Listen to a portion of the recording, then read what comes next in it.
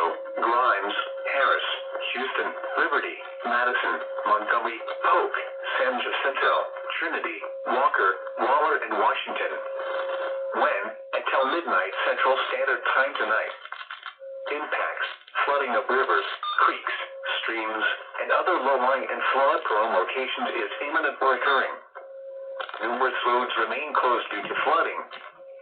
Streams continue to rise due to excess runoff from earlier rainfall in addition to ongoing precipitation. Some low-water crossings are inundated with water and may not be passable. Additional details: at 12:41 p.m. Central Standard Time, radar indicated continued rainfall. Ongoing street flooding and elevated creeks, streams, and rivers are being observed. Flooding is already occurring in the warned area.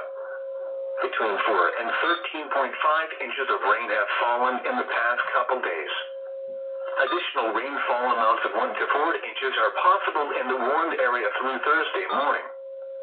Some locations that will experience flooding include Southeastern College Station, Conroe, Huntsville, Brenham, Tomball, Cleveland, Navasota, Hempstead, Willers, Prairie View, Livingston, Madisonville, Belleville, Columbus, Eagle Lake, Pinehurst, The Woodlands, Apple Springs, Washington, and Hockley.